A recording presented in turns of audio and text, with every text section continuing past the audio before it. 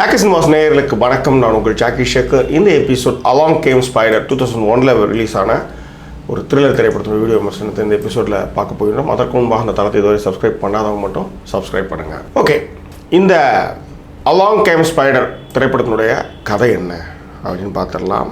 Morgan Freeman அவர் தான் Alex cross.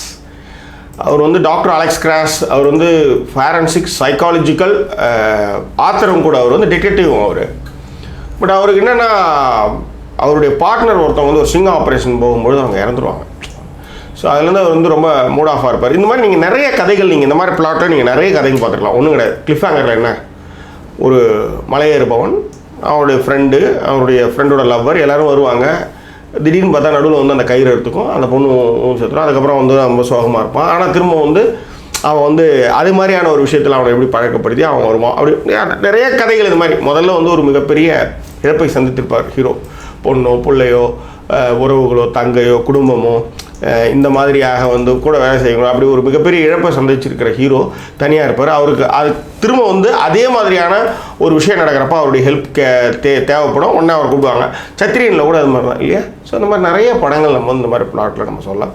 So அந்த மாதிரியான ஒரு பிளாட் தான் இதுவும். ஸோ அலெக்ஸ் கிராஸ் ஒரு டிடெக்டிவ். அவர் அவருடைய சிங் ஆப்ரேஷனில் அவருடைய பார்ட்னர் ஒரு லேடி அவங்க இறந்துருவாங்க கொடூரமாக. ஸோ அதுலேருந்து அவர் ரொம்ப தனித்து விடப்பட்டவராக இருப்பார். ஆனால் என்னென்னா, அமெரிக்க செனட்டருடைய மகள் மேகன், அந்த பொண்ணை ஒரு குட்டி பொண்ணு ஸ்கூலில் படிச்சுட்ருக்கோம். அது ஹை செக்யூரிட்டி ஏரியாவில் படிக்கிற பொண்ணு. அது அப்படி இருந்தும் அந்த பெண் கடத்தப்படுகின்றார். அந்த கடத்தப்பட்ட கடத்தல்காரன் யாருக்கு ஃபோன் பண்ணுறான்னா, நம்ம டாக்டர் அலெக்ஸ் கிராஸ்க்கு தான் ஃபோன் பண்ணுறான். ஸோ அலெக்ஸ் கிராஸும் அந்த பொண்ணுக்கு செக்யூரிட்டியாக இருந்த ஒரு பெண் டிடெக்டிவ், ரெண்டு பேரும் சேர்ந்து அந்த கடத்தப்பட்ட பெண்ணை கண்டுபிடிச்சாங்களா இல்லையா அப்படின்னு தான் திரைப்படத்துடைய கதை. இதில் எனக்கு ஒரு நல்ல ஒரு சீன் ஒன்று இருக்கும். அலெக்ஸ் கிராஸ்க்கு தான் அவன் ஃபோன் பண்ணியிருப்பான். அந்த பொண்ணோட ஷோ ஃபஸ்ட்டு அனுப்பிச்சிருப்பான். இது நீங்கள் பார்க்குறப்ப தமிழில் ராட்சசன் படம் பார்த்தீங்களா, அது மாதிரியே நிறைய சீன்ஸ் இருக்கும். ஒரு ஸ்கூலு, அந்த ஸ்கூலில் ஒரு மேக்கப் போட்டு அதை ரிவீல் பண்ண மாதிரி ஆகிடும். நீங்கள் பாருங்கள், நிறைய காட்சிகள் உங்களுக்கு ராட்சசனை ஞாபகப்படுத்துகிற மாதிரி இருக்குன்னு வச்சுக்கோங்களேன். ஸோ இந்த அலெக்ஸ் கிராஸ் என்ன பண்ணுவார்னா, ஃபோன் பண்ணுவார். இந்த மாதிரி இந்த கடத்தப்பட்ட குழந்தையோட அவருடைய ஷூ என்கிட்ட வந்திருக்குன்னு பொழுது அந்த வீட்டுக்கு செனட்டர் வீட்டுக்கு கூப்பிட்டுருப்பாங்க. அப்போ அலெக்ஸ் கிராஸ் ஓரமாக வந்திருப்பான். அப்போ அந்த டிடெக்டிவ் சீஃப் சொல்லுவான், இவர் ஏற்கனவே தோற்று போனவர். இவர் உட்காந்து அப்போ அந்த அம்மா சொல்லுவாங்க, அந்த கடத்தப்பட்ட குழந்தையோட அம்மா சொல்லுவாங்க, ஐயோ கடத்தல்காரன் ஸ்ட்ரெயிட்டாக அவருக்கு ஃபோன் பண்ணியிருக்காங்கன்னா அப்போ அவர் விஷயம் இல்லாமல் இருக்கா, எதுக்காக அந்த ஃப்ரேமில் அவரை கூப்பிட்டு வந்திருக்காங்க, அவர் கண்டிப்பாக இந்த கேஸில் இருக்கணும், அவர் தான் இதை கூட போகிறது நல்லாயிருக்கும். ஏன்னா கடத்தல்காரன் அவரை தான் கார்னர் பண்ணியிருக்கான், பேசியிருக்கான் அப்படின்ற மாதிரி அதை சொல்கிற அந்த சீன்ஸ்லாம் ரொம்ப நல்லாயிருக்கும். அதேமாதிரி ஜெஸ்ஸின்ற அந்த டிடெக்டிவ் தான் அவருடைய பாதுகாப்பில் தான் அந்த பொண்ணு காணாமல் போயிருக்கும். அந்த பொண்ணு தனியாக இருக்கிறப்ப அலெக்ஸ் கிராஸ் என்னோடய பார்ட்னராக நீ வா, என் கூட வா அப்படின்னு சொல்லி அந்த பொண்ணு குற்ற குறுகுறுப்பில் தவிச்சிட்டு இருக்கிறப்ப அந்த பொண்ணை அவர் தான் கூட்டுன்னு போயிட்டு ஆக்சுவலாக இந்த டிடெக்டிவ் விஷயங்கள் பண்ணுவாங்க. பட் இந்த படம் நெயில் பெட்டிங்கான ஒரு த்ரில்லர் ஸ்டோரி அப்படின்றத மாற்றிருக்கிறது இல்லை. இந்த திரைப்படத்துடைய ட்ரிவியாவை இப்போ நம்ம பார்க்கலாம். 1997 கிஸ் த கேர்ள் அப்படின்னு ஒரு படம். ஆஷ்லி ஜூடும் மார்கன் ஃப்ரீமன் ரெண்டு பேருமே பண்ணியிருப்பாங்க. அதுவும் இதே மாதிரியான ஒரு த்ரில்லர் கதை தான்.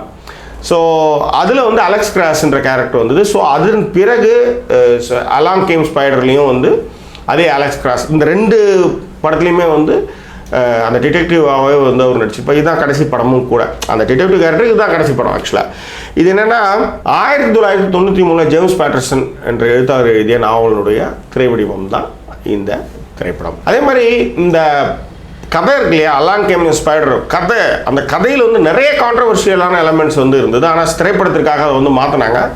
பட் திரைப்படத்துக்காக இதை மாற்றினா கூட இந்த திரைப்படத்துக்கு மிகப்பெரிய மிக்ஸ்டு ரிவ்யூ இந்த படத்துக்கு நிறைய வந்தது. நிறைய பாக்ஸ் ஆஃபீஸ் கிட்டுக்கு இது போகிறதுக்கு முன்னாடி இதை போட்டு ஒரு பக்கம் சூப்பர்னாங்க, ஒரு பக்கம் கழிவு ஊத்துறாங்க. அந்த மாதிரியான விஷயங்கள்லாம் இந்த திரைப்படத்துக்கு நடந்தது அப்படின்றது இந்த இடத்துல நம்ம பதிவு செய்கிறோம். மேத்யூ எஃப் லெனோட்டியோடைய ஒளிப்பதிவு படத்திற்கு பெரிய பலம் என்பதோட அந்த சின்ன ஃபெர்ரியோடைய உள்ளார அந்த இன்டீரியர் லைட்டிங்ஸ்லாம் ரொம்ப நல்லாயிருக்கும். அதேமாதிரி அந்த பையன், அந்த ரஷ்யாவுடைய அந்த சீஃபோட பையன், அந்த இன்டீரியர்களும் சரி, அவன் அந்த நைட்டு அந்த பப்ளிக் பூத்தில் ஃபோன் பண்ணுறதுக்காக ஓடியார் அந்த காட்சிகளுக்கான லைட்டிங் சரி ரொம்ப நல்லா பண்ணியிருப்பாங்க. ஜெர்ரி கோல்ட்ஸ்மித் தான் அந்த திரைப்படத்துக்கான மியூசிக்கை பண்ணியிருக்காரு. ஜெஸ்ஸி ஃபேலிகனா மோனிகா போடுற நடிச்சிருப்பாங்க. செம ஃபிகர் தான், நல்லா இருக்குது. மோனிகா போட்டு நடிச்சிருந்தாங்க.